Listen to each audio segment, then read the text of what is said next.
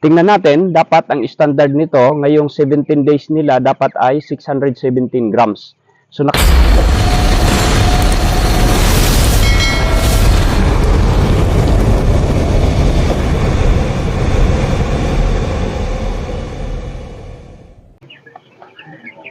yun, isang mapagpalang araw ulit sa ating mga kalakwatsero na nag-aabang ng update ng ating alaga ngayon.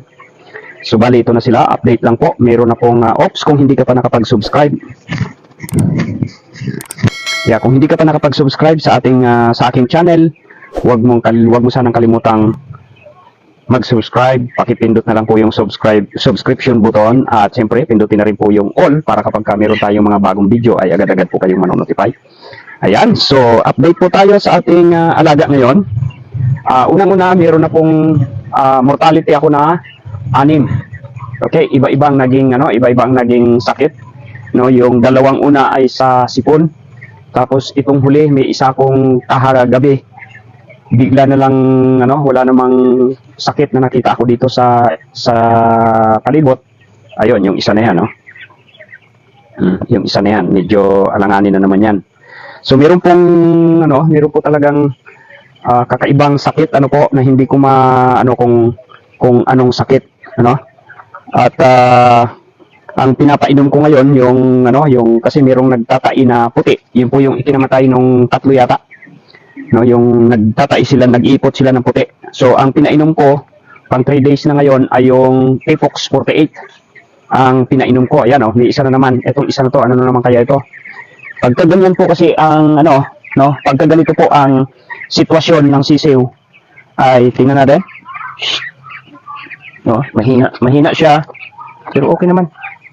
Yan Tapos medyo maputla. Okay naman siya. Medyo maputla ang kanyang mata ay hindi medyo malamlam, parang may lagnat. Yan So sana ay may halak yata, may sipon yata. Tapos yung isa na yon, ang kanyang puwet pero masigla naman ay may itim. Siya ng itim, nagdudumi siya ng itim. So sana tong isa na to. Pagka ganyan na po ang ng sisiw, may problema po yan, may sakit po yan. No, tuloy-tuloy lang natin yung tuloy-tuloy ko lang po yung pagpapainom sa kanila ng Apox 48 hanggang 5 days. Ang sabi po kasi doon sa instruction ay 5 days. Ayan. So yan po yung update. Sana wala nang malagas kasi naka-6 na po ako. Yung isa na yon, tingnan nyo. Ayan pero masigla naman po yan. Masigla naman po siya. Ang kanyang ipot ay malabnaw na brown. So, yun po, update po ako. Ilang kilo na ba sila? Magtimbang tayo. Dapat ngayon ay pang 17 days na po kasi nila. Pang 17 days. At ang grower na isang sako ay paubos na. No? Paubos na po. Bali, ang grower na update ko lang po bago tayo magtimbang. Yun yung grower umpisa dito. 25%. Tapos to, 25% pa rin po to. And then, pagdating po dito, nung November 10 ay 50-50 na po yan. Pagdating dito sa 11, November 11 ay 100% na po na grower. So, 5, 12, 12.5 plus 4, 12, 16.5, 16 plus 6, 16, 22.5, 8, 22, 32.5 plus 6, kanina 38.5 na po ang nauubos natin na group. Pagdating po ng 21 days, pangatlong linggo, dapat ay pangatlong linggo ay magpapalit na po ako ng finisher. Okay, so magpapalit na naman tayo ng finisher. Unang-una, medyo advantage kasi nga mas mura ang finisher ng konti kaysa sa grower, sa starter. Ang napansin ko lang talaga sa pagpapakain ko ngayon ay matipid sila sa pagkain dahil siguro sa Atobi, na ginagamit ko, Atobi technology. Kasi marami po akong research na ginawa bago po ako nag-umpisa sa 100 manok. Talagang umuubos po sila ng starter na 2 sako, yung mula 15 days nila to 21 days, yung isang linggo po na yon, nakakaubos po sila ng 2 sako, base po sa mga nag-upload po ng mga video ng alaga na ganito. And then sa grower naman, yung 2 weeks po nila sa 100 ay nakakaubos po sila ng 1 sako. Pero sa akin may natira pa po na 13 kilos. 13.7 kilos po ang natira sa aking grower. So sa starter, pag nakabili, paubos na po kasi, bibili na po tayo bukas ng ating starter, at tiyak na hindi na po mauubos yun kasi 21 pangatlong linggo ay ngayon 17 days na, 17 days na. So matitirahan na naman po tayo ng starter, which is medyo maganda po yung pakain nila. Ngayon sa timbang naman tingnan natin kung tingnan po natin kung nakahabol ba sila doon sa bakit sobrang tipid nila sa pagkain. Tingnan natin, dapat ang standard nito ngayong 17 days nila dapat ay 617 grams. So naka-record po yan, dapat makakuha tayo ng 617 grams. Although na hindi po talaga pare-parehas ang timbang. Meron pong nakikita ako diyan na mga bansot, mga maliliit, lalo po yung galing sa sakit. No? Yung galing sa sakit. May gumaling na rin po na galing sa sakit eh. Saan ba yung maliliit na yun? May gumaling na po na galing sa sakit. Katulad yung isa na yan, maliit po yan. Galing po sa sakit yan na gumaling. Yan, isa na yan, masigla na. Okay? So, magtimbang po tayo kung makuha natin yung 617 grams. So, tara, timbang tayo muna. At i-record ko isa-isa. I-erase natin to. Tapos, magtimbang tayo ulit. Yun. Sige, magtimbang tayo ulit. Itong medyo maliit na to. Tara, timbangin natin. Tara na. Timbangin muna natin. Itong medyo maliit. Itong medyo maliit, ilang grams? 542 grams. Itong isa na to, 532 grams. So, which is okay na rin. 532 grams, yung maliit na yan, galing po sana yan. Sa sakit, nagumaling sila. Galing sa quarantine, yung isa pa na yan. 532 grams.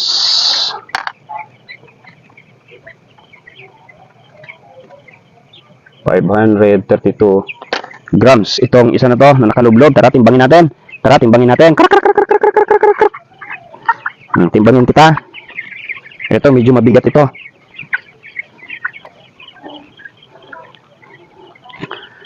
So, 760 grams.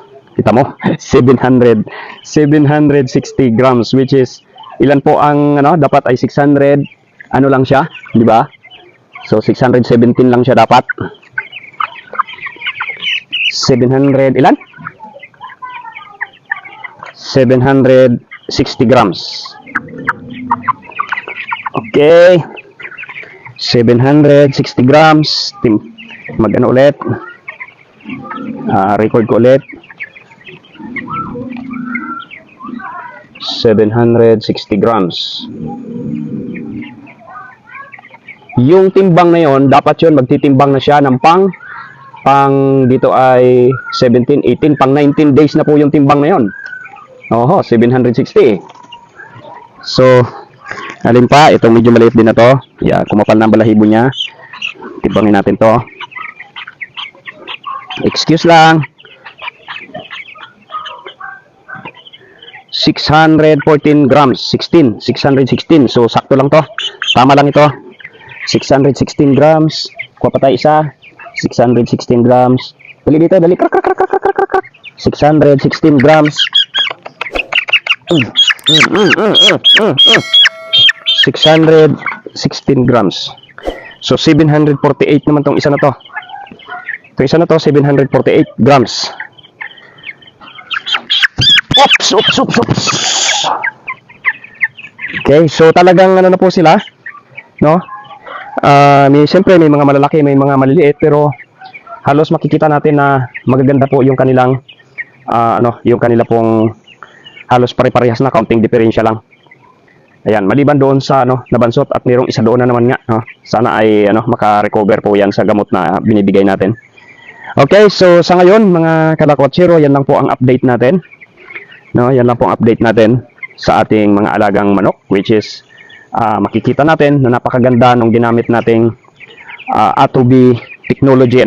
First time kung mag-alaga. Kaya doon po sa may mga alaga na sanay na talaga sila, subukan nyo po yung A2B technology.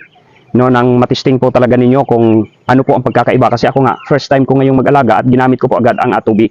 So sa Shopee, meron po yan. Lagay ko na lang po sa description box ang tawag dito, ang link ng store nila kung saan po mabibili, kung saan po legit. Yun po yung itinuro din sa akin nung taga A2B technology na meron nga silang store, may legit store sa Shopee. Okay, so ilagay ko na po sa baba sa link description. Click niyo na lang po. 600 plus ang isang kilo ng A2B.